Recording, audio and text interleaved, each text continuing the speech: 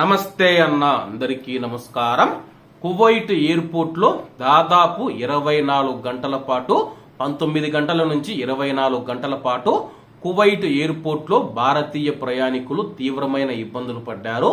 ఒక విధంగా చెప్పాలంటే నరకం చూశామని చెప్పేసి గల్ఫ్ ఎయిర్ సిబ్బంది ఎవరైతే ఉన్నారో వాళ్ళు తమని పట్టించుకోలేదని చెప్పేసి ఆవేదన వ్యక్తం చేశారు. ముంబై నుంచి మాంచెస్టర్ కు బయలుదేరిన గల్ఫ్ ఎయిర్ విమానం ఏదైతే ఉందో అత్యవసరంగా ఎమర్జెన్సీగా కువైట్ ఎయిర్పోర్ట్ లో ల్యాండ్ అయ్యింది. విమానం ఇంజిన్ లో మంటల కారణంగా అత్యవసరంగా ల్యాండింగ్ అయ్యామని చెప్పేసి గల్ఫ్ ఎయిర్ తెలిపింది. అలాగే ప్రయాణికులను కిందికి దించిన తర్వాత ఎయిర్పోర్ట్ లో ఉంచడం జరిగింది.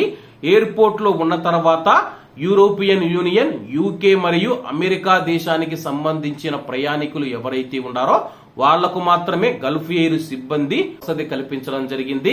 అలాగే ఇండియన్స్ గాని, పాకిస్తానీయులకు కానీ, అలాగే ఆసియా దేశాలకు సంబంధించిన ప్రయాణికులు ఎవరైతే ఉన్నారో వాళ్లకు ఎటువంటి వసతి కల్పించలేదు.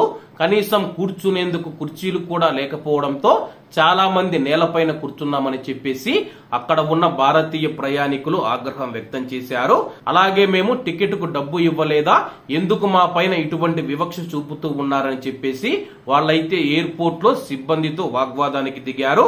అలాగే దీనికి సంబంధించిన వీడియో కూడా సోషల్ మీడియాలో వైరల్ అయ్యింది. అలాగే కువైట్ ఎయిర్పోర్ట్ లో పనిచేస్తూ ఉన్న ఉద్యోగులు కూడా తమతో దురుసుగా ప్రవర్తించారని చెప్పేసి భారతీయులు మరియు పాకిస్తానీయులు అర్హత కలిగిన పాస్పోర్ట్ హోల్డర్లు కాదని చెప్పేసి కేవలం రవాణాకు మాత్రమే వారు అర్హులని చెప్పి పేర్కొన్నారు.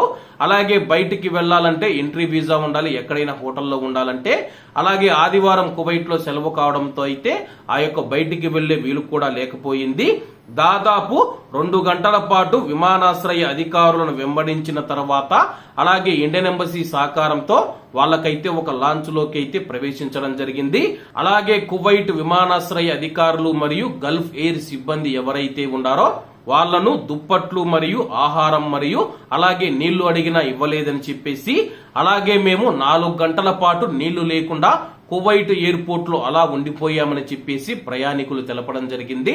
4 గంటల తర్వాత మాకు నీళ్లు అందుబాటులోకి వచ్చాయి, ఆహారం అయితే ఇవ్వలేదని చెప్పేసి, అలాగే మేము నిద్రపోయేందుకు కనీసం దుప్పట్లు కూడా ఇవ్వలేదని చెప్పేసి ఆవేదన వ్యక్తం చేశారు. అలాగే భారతీయ ప్రయాణికులలో ఒక మహిళ మాట్లాడుతూ మేము ముంబై నుంచి బెహ్రన్ కు చేరుకున్నామని చెప్పి బెహ్రన్ కు నుంచి మళ్ళా మాంచెస్టర్ కు బయలుదేరిన తర్వాత విమానంలో మంటలు చెలరేగాయి. ఆ తర్వాత 2 గంటల పాటు విమానాన్ని గాల్లోనే తిప్పుతూ అత్యవసరంగా కువైట్ ఎయిర్పోర్ట్ లో ల్యాండింగ్ చేశారని చెప్పేసి, ల్యాండింగ్ చేసిన తర్వాత గల్ఫ్ ఎయిర్ సిబ్బంది మమ్మల్ని ఏమాత్రం పట్టించుకోలేదని చెప్పేసి మేము దాదాపు 19 గంటల నుంచి అలాగే 24 గంటల పాటు నరకం చూసినట్లు ఆమె వెల్లడించింది. అలాగే ఆమె మాట్లాడుతూ ఈ విధమైన విమానయాన సంస్థను మేము ఎక్కడా చూడలేదని చెప్పేసి, దయచేసి ఇటువంటి విమానంలో ఎవరూ ప్రయాణించవద్దని చెప్పేసి ఆమె వెల్లడించింది.